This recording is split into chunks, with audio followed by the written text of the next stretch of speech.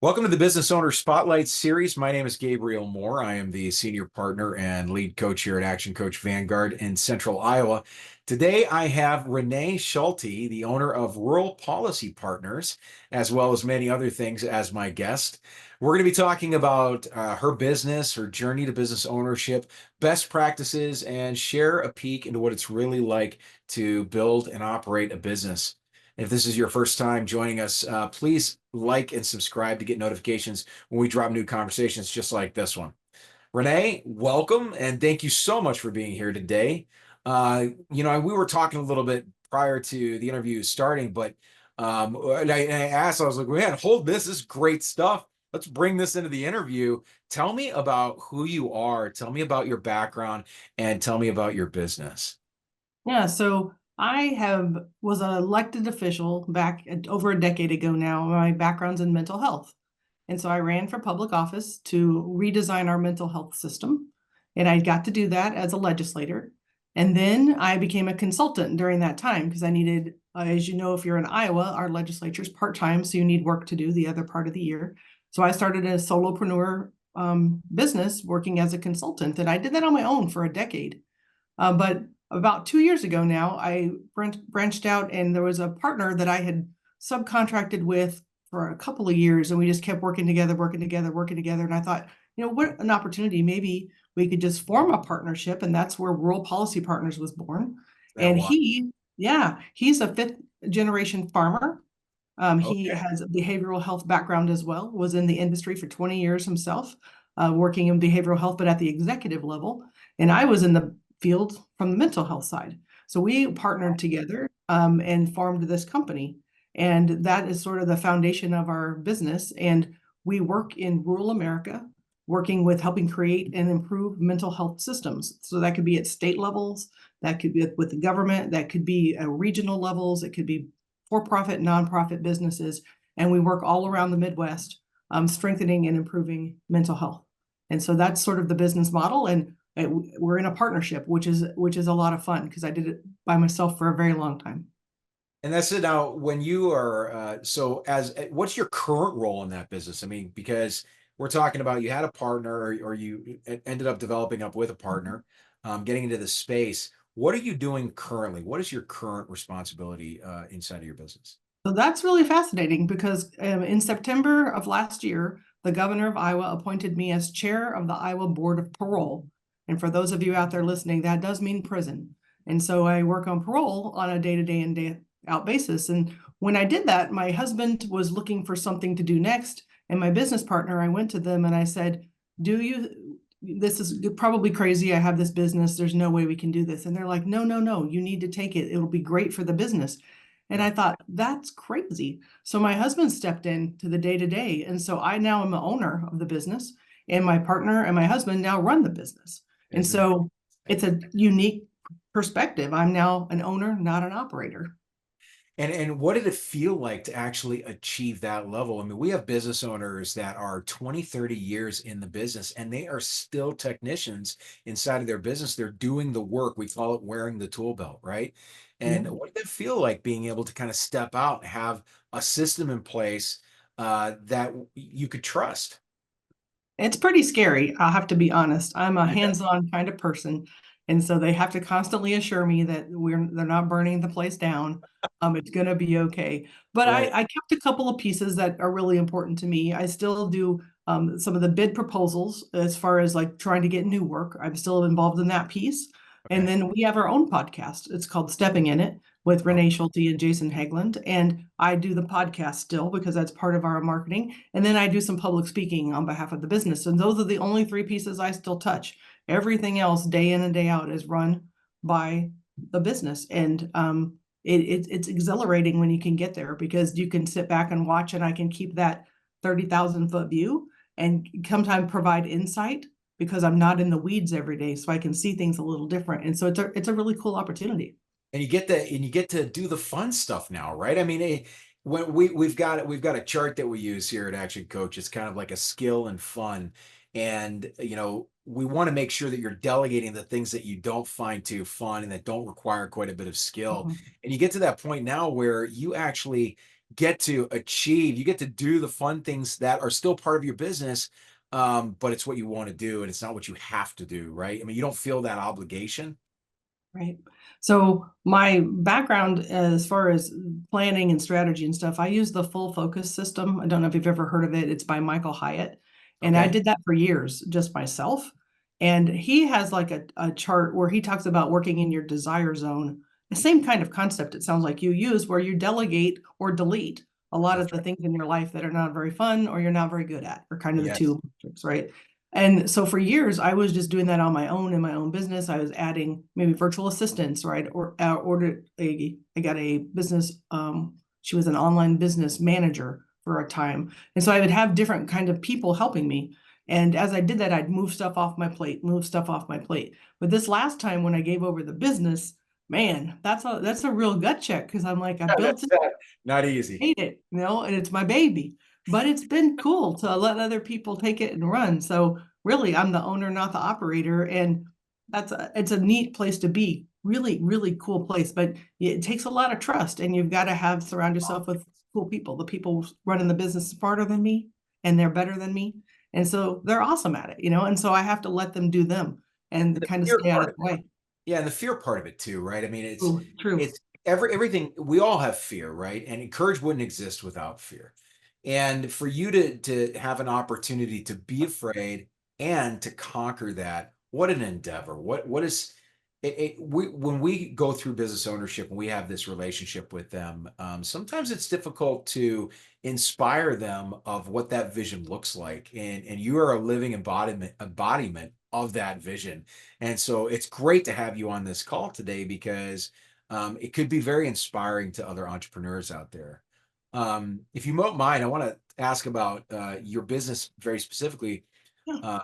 Who primarily does your business serve? Like, if I were in the audience, how would I know if I was a good fit for your business? Yeah. So we're a pretty specific niche, right? We're in the mental health space about systems. And so that's not for everybody, but it could be anybody that has, it could be bigger companies. Sometimes they need us to come in and help with strategic planning or helping them figure out coaching and training for specifically mental health in their Sure. businesses. We do that kind of work, but it can also be as big as a state. We're working currently in a couple of different states, working with legislators have put out requests to have help in mental health space, and we come and bid on those projects and come in and help them design something that's going to work for them. My goal and my purpose in life really is to improve mental health for others and improve access for all. And to do that, that's how I kind of got to parole, because that was a segment of people that really aren't getting the services that they need. And so that's where my heart is and why I moved toward that. Because for some people that seems very different, but for me, it's not. It was a group of people in my all that I didn't have access to before, and now I do. So now I get to work on the system Interesting. there, which is amazing. Isn't that interesting that you're able to attach your own personal mission, your own personal purpose Mhm. to the effort, right? To the work. Mhm. And getting into that space and how it aligns with something that you're already familiar with, you're already working on. And to be able to take that passion, it's very, very similar. I can relate to this one in regards to my own personal mission of building people. That's mine, is building people. And being Mhm. in this space of business coaching, I'm able to build business owners who help develop their teams, who help develop the community. And so I love that about what you're doing. And I love that you're able to kind of marry both of those together. Uh, what what would you say makes your business unique? I would imagine that it seems like you already got quite a niche. But what would make your business unique? Why would clients or customers, why would they choose you? Well, we call other folks the coastal consultants. In the mental health space, we get a lot of folks from the both coasts that come to the rural Midwest and tell us how to do things. And they write these really pretty reports that end up back in the day sat on the shelf. Now they hang out in the cloud and they never get Sure. Yeah, implemented. yeah. And so we just have a different perspective being from rural America, born and raised in the Midwest. We are boots on the ground with people that we know and understand. And my business partner being a farmer, and myself being born and raised here in the Midwest myself, I mean, we just have a different perspective. And so some of the things that work really well in urban settings don't work so well in rural America. And so we have a very different perspective. And it's not going to be maybe those big, humongous, multi-million-dollar contracts that work in New York City, but that's not our people, right? We're looking to help our neighbors and our families and our friends and the people that we know and care about here. So we work in rural, remote, and frontier states, and I can't find anybody else that wants to do what we do. So it's a fun little niche, and we go all over the countryside and enjoy meeting all the amazing people that we have around America in those rural communities. Isn't that interesting how you have, people spend, not people, I should say. I mean, it is people, but companies spend so much money Mhm.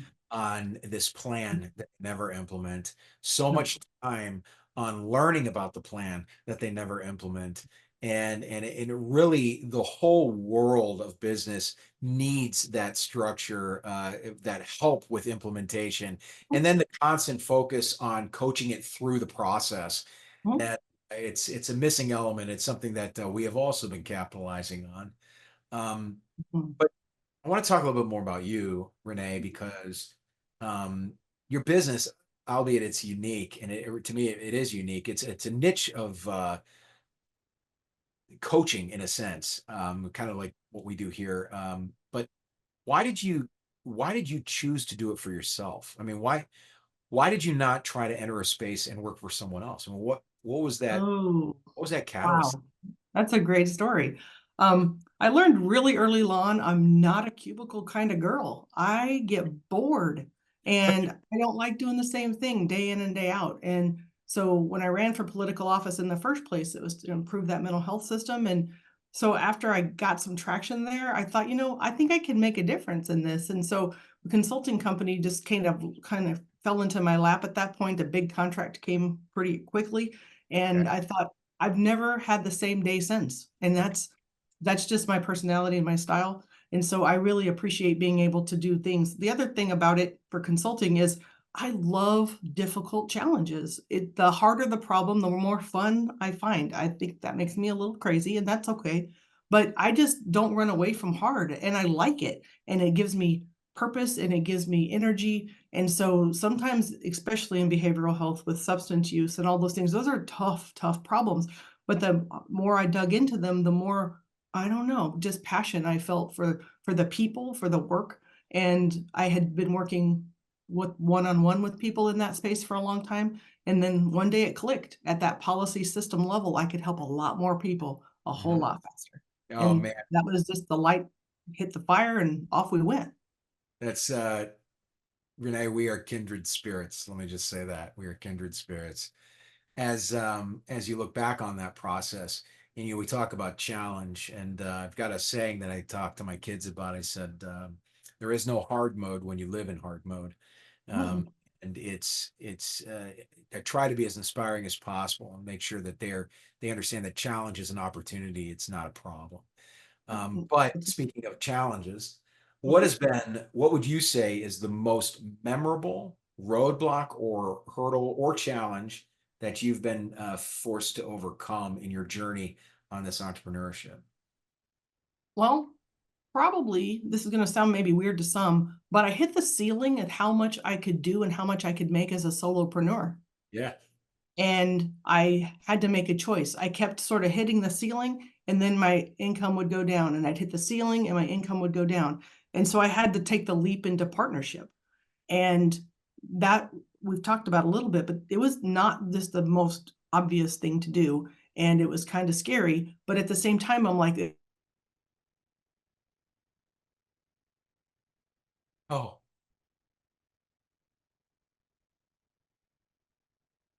oh no. and so this is new. And my family was always the 9 to 5 family, always had the full-time jobs. Okay, Renee, actually, if you're still there, we actually just froze up for the first time in one of my podcasts. That has not happened before. Oh man, that's Yeah, unfortunate. I'm sorry about that. not at all. So we'll kind of click that out. We'll figure out how to get that out of there. But Okay. we were talking about the challenge. I'm trying to remember exactly what you were saying before I was. Uh, We were talking about the challenge of over jumping into a new business, yes, but and getting a that I partner. didn't have family or friends or Yeah. mentors that owned businesses. Okay. That was my biggest hurdle. And I had to find and surround myself with other people who knew how to do it, because I Yeah, wasn't trained in that, didn't have come from it naturally. And right. that, my friend, was a challenge. Oh no, I know. And on that one, in regards to that, when you decided to get a partner, why didn't you? And I don't mean to challenge, I do mean to challenge you on this. I want to know, what was the thought process about hiring other consultants? What was the thought process about training and hire consultants that would do what you were doing and maybe even better, maybe better? Where Yep. was that? So the idea of the partnership was just that, but we have additional partners that we still consult with, but we do that on a subcontract level. The idea being that we can create the specific group of people we need for the specific project. Oh, for One of sure. one of the things I've noticed in the bigger consulting firms is they have a higher overhead, and then they have to force people on their team to fit into the projects that they may have, and the people may not match.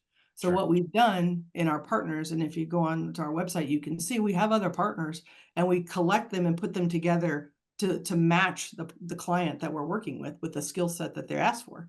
So that Gotcha. gives us more flexibility and freedom to be able to work with other people. So all the people that we work with in partnerships, besides my main business partner, everybody else will contract with us and have their own consulting companies as well, or whatever jobs they're doing. So we borrow their time, buy their time for the specific needs that we have for the specific client.